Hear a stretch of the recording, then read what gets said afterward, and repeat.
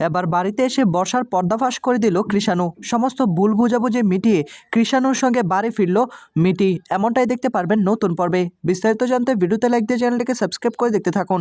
গল্পের শুরুতে আমরা দেখতে পারবো কমলিনী ঘরের মধ্যে একা দাঁড়িয়ে থাকে। ঠিক সেই মুহূর্তে নতুন সেই ঘরের মধ্যে চলে আসে। নতুন তখন দরজাটা বন্ধ করে দেয়। দেখতে পায় কমলিনী মন খারাপ করে দাঁড়িয়ে রয়েছে। নতুন কমলিনীর কাছে সে কমলিনীকে বলে, কি ব্যাপার কমলিনী, তোমাকে খুব আপসেট দেখা যাচ্ছে, তোমার কি কিছু হয়েছে নাকি? কমলিনী বলে, না তো, আমার তো কিছু হয়নি। আমাকে তুমি আপসেট দেখতে পাচ্ছ কেন সেটাই তো বুঝতে পারছি না। আমার মনটা একটু খারাপ, আমি এখানে দাঁড়িয়ে রয়েছি। নতুন তখন বলে, আমি বুঝতে পারছি তুমি কোন বিষয়টা নিয়ে এতটা আপসেট হয়ে রয়েছো। কমলিনী বলে, কোন বিষয়টা বুঝতে পেরেছো তুমি? নতুন তখন বলে, তুমি ভোরকে নিয়ে একটু কনফিউশন তৈরি করার চেষ্টা করছো।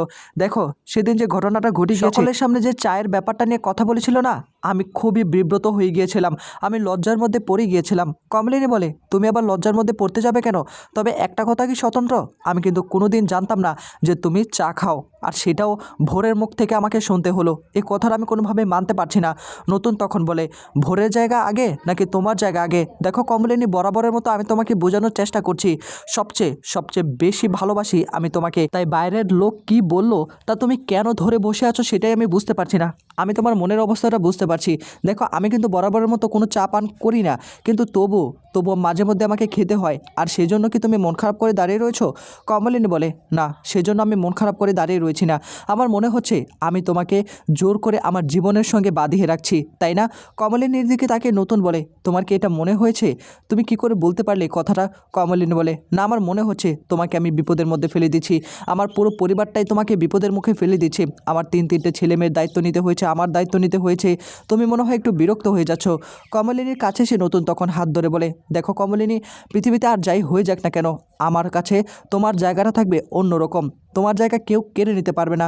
এ বলে তখন কমলিনীকে জড়িয়ে ধরে নতুন তখন কমলিনীর দিকে তাকিয়ে থাকে। কমলিনী বলে, হয়েছে হয়েছে, এটা তোমাকে বারবার জড়িয়ে ধরে এটা প্রমাণ করতে হবে না। যদি এমনটাই হয়ে থাকে তাহলে সেটা তোমার ব্যবহার, তোমার আচার আচরণ, তোমার কথাবার্তায় সেটা আমি খুব ভালো করে প্রকাশ পাই। তোমাকে বারবার এটা প্রমাণ করতে হবে না। আর এই কথাগুলো শোনার পর নতুন তখন বলে, কিন্তু তুমি তো কোনো কিছুই বুঝতে পারো না। তুমি ভোরকে নিয়ে বারবার শুধু আমার মনে একটা সন্দেহ তৈরি করার চেষ্টা করছো। কেন সেটা করছো আমি সেটাই বুঝতে পারছি না। ভোর একটা আউটসাইডার লোক, তাকে আমি এই বাড়িতে গেস্ট হিসাবে আপ্যায়ন করেছি ঠিকই, কেননা এখানে তার কেউ নেই, তার বাবা মা নেই, তার কেউ নেই, আর সে আমার জন্য এখানে এসেছে। আমার তো এতটুকু দায়িত্ব কর্তব্য, তাই না? কমলিনী তখন বলে, ও, এতটা দায়িত্ব কর্তব্য যে তোমাকে এখন চা খাওয়াচ্ছে, যে চা তুমি কোনোদিন খেতে না, ভোর তোমাকে খাওয়ালো আর তুমি চা খেয়ে নিলে। যাই হোক, এখন যেহেতু ভোর তোমার সঙ্গে দার্জিলিং যেতে চাচ্ছে, তা তুমি নিয়ে যাও না। তুমি কেন জোরাজোরি করছো? তুমি বলছো যাবে না যাবে না। সে যদি যায় তাহলে তো খুব খুশি হবে, তুমি একটু ঘুরতে নিয়ে যাবে, সে আরও খুশি হবে। কমলিনীর দিকে তাকে নতুন তখন বলে, তোমার কী মনে হয় ভোর বলল আর আমি চলে যাব দার্জিলিং, ও দেখুক না দেখুক তাতে আমার কিচ্ছু যায় আসে না। সবচেয়ে বেশি প্রায়োরিটি আমি তোমাদেরকে দিই, আমার ফ্যামিলিকে দিই। কমলিনী, বাড়ির কারোর মনের অবস্থা ভালো নেই, আর আমি সেই জন্য তোমাদের সকলকে বলেছিলাম যে আমরা যাই, একটু পাহাড় পর্বত দেখে আসি, তার মধ্যে আমার সেমিনারের কাজটাও হয়ে যাবে, তোমাদের ঘুরতে বেড়ানোর কাজটাও হয়ে যাবে। একসঙ্গে একটা ফ্যামিলি গেলে কত ভালো লাগবে। তোমরা আমার সঙ্গে না যাও, দুদিন পরে যেতে পারতে। কমলিনী বলে, আমি কি করে যাব মিঠিকে রেখে? মিঠি তো এখন রাজি হবে না। কমলিনীর দিকে তাকিয়ে নতুন তখন বলে, তোমার কি মনে হয় মিঠিকে রেখে আমি যেতে পারবো? আর আমি সেই জন্যই তো না করে দিয়েছি। এখন তোমরা যদি সকলে একসঙ্গে যেতে তাহলে হয়তোবা আমি ট্রিপটা আমি খুব এনজয় করতাম। সকলে মিলে গেলে সকলের মনটা একটু ফ্রেশ হতো, আর ভোরও খুশি হতো। এখন ভোরকে খুশি করার জন্য আমি আমার পরিবার ছাড়তে পারবো না, সেটা তোমাকে আমি বলে রাখলাম। ভোর হলো একটা আউটসাইডার, ভোর যখন খুশি যা খুশি তা বলেই ফেলছে। আসল ছোট্ট একটা মেয়ে, তার মুখে কোনো কিছুই আটকায় না, সে কী বললো না বললো এগুলো তুমি প্লিজ ধরে বসে থেকো না। কমলিনী বলে, ভোর মোটেও ছোট না, তুমি বারবার কেন ছোট ছোট বলছো আমি সেটাই বুঝতে পারছি না। ভোর কিন্তু ছোট নয়, তুমি যেমন ছোট ভাবছো সে তেমনটাও নয়। তা আমি তোমাকে বলছিলাম কি, একটু ভোরের থেকে দূরে দূরে থাকলে হয় না? নতুন তখন বলে, তুমি আবার শুরু করে দিয়েছো। আরে ভোরকে তুমি গণায় কেন ধরছো আমি সেটাই বুঝতে পারছি না। তোমার কাছে ভোরের জায়গাটা অনেক, তাই না? দেখো, ভোরের কাছে আমার জায়গা কতটুকু আমি জানি না, কিন্তু আমার কাছে ভোরের জায়গা সামান্যটুকুও নেই। তাকে শুধুমাত্র আমি গেস্ট হিসাবে এই বাড়িতে অ্যাটেন্ড করেছিলাম, আর কিছুই না। তুমি আমার উপর বিশ্বাস রাখতে পারো, সারাটা জীবন তো তোমার পাশে ছিলাম, আর তুমি আজকে আমাকে অবিশ্বাস করছো। এজন্য আমার কাছ থেকে তুমি অনেক কিছু লুকানোর চেষ্টা করছো।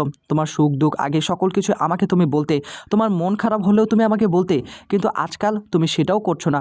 তোমার যে মন খারাপ আজকে সেটাও আমি জানতে পারছি না। কমলিনী তখন বলে, না তোমাকে বলতে হবে কেন আমার মন খারাপ, তুমি কি আমার মন ভালো করতে আসবে? কমলিনীর দিকে তাকে নতুন তখন বলে, বরাবরের মতো আমি তোমার মন ভালো করার জন্য অনেক কিছুই করেছি, কিন্তু কখনো তোমার মুখ থেকে এরকম কথা আমি শুনিনি। তুমি কি আমাকে সন্দেহ করো? কমলিনী বলে, তুমি কি সন্দেহ করার মতো এমন কোনো কাজ করেছো? নতুন তখন বলে, আমি সন্দেহ করার মতো এমন কোনো কাজ করিনি, করব না, কিন্তু তুমি সন্দেহ করছো কেন আমি সেটাই বুঝতে পারছি না। তুমি এখনও আমাকে নিয়ে সংশয় তৈরি করছো। ভোর আসার পর থেকে আমি দেখছি তোমার একটু অন্যমনস্ক, ভোরের সঙ্গে আমার কোনো কিচ্ছু নেই, তুমি বিশ্বাস করো। কমলিনী বলে, সেটা না থাকলেই ভালো। দেখো আমি তোমাকে কোনোভাবে সন্দেহ করতে চাই না, সন্দেহ করতেই বা যাবো কেন? যে মানুষটা নিজের পুরো জীবনটাকে শেষ করে আমার পরিবারের পাশে এসে দাঁড়িয়েছে, আমার বড় বড় ছেলেমেয়ের পাশে এসে দাঁড়িয়েছে, এরকম দুঃসময়ে আর কি পাশে থাকবে তুমি ছাড়া? তুমি যদি সত্যিকারের আমাকে ভালো না বাসতে এই কাজটা কখনো করতে না। যাই হোক, এই কথাগুলো আমি ভাবতেও চাই না, শুধু একটা কথাই ভেবে না একটু অবাক লাগছে। দেখো ভোর কিন্তু আমাদের পার্সোনাল লাইফের মধ্যে এন্ট্রি নিতে চলছে। আমরা যে কোনো কথাবার্তায় বলি না কেন, যে কোনো কাজ করি বা না কেন, ভোর সেটার মধ্যে ইনভলভ হয়ে যাচ্ছে। এতেই কিন্তু আমার রাগ ভীষণ রকম বেড়ে যাচ্ছে। নতুন তখন বলে, হ্যাঁ সেটাই তো, আমি তো বারবার তাকে অপমান করে দিয়েছি, আর কত অপমান করব? মুখের উপর বলার পরও সে কোনোভাবেই এসব কিছু শুনতে চায় না। কমলিনী বলে, দেখো স্বতন্ত্র, আমি কিন্তু বরাবরের মতো চাই না আমাদের পরিবারে কোনো অশান্তি নেমে আসুক। তাই আমি তোমাকে বলছি, যদি তোমার কোনো সমস্যা হয় আমার পরিবারকে নিয়ে, তুমি তুমি আমাদেরকে ছেড়ে চলে যেতে পারো, বা আমাদের সঙ্গে তুমি সম্পর্ক বিচ্ছিন্ন করতে পারো।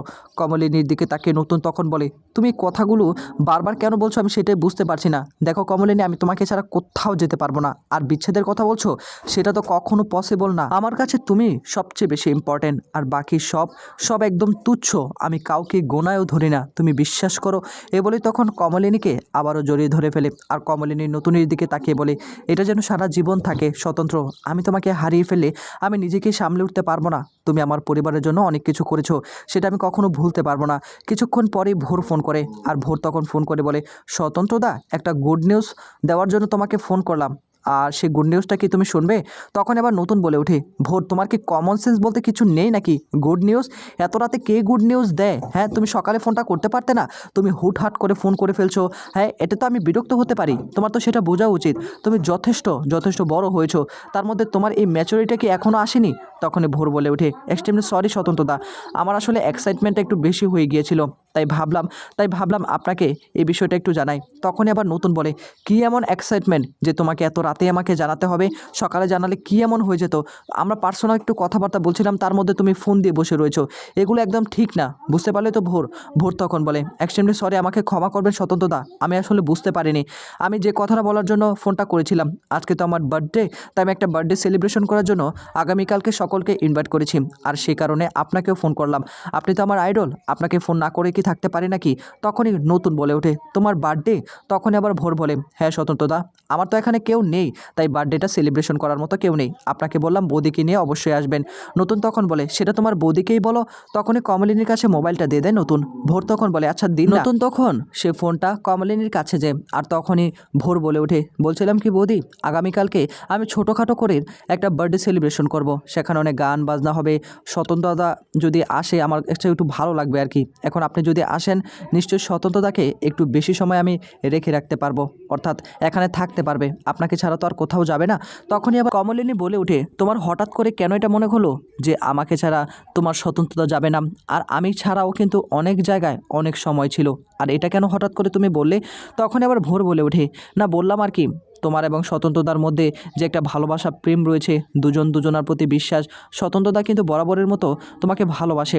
আর তখনই কমলিনী বলে ওঠে, দেখো এই কথাগুলো আমি তোমার সঙ্গে কোনো কথাই বলতে চাই না এই বিষয়ে, তাই তোমাকে বলছিলাম কি, দেখো তোমার বার্থডে তো, কংগ্রেচুলেশন, তবে আমি কালকে আসতে পারবো কিনা সেটা আমি বলতে পারছি না।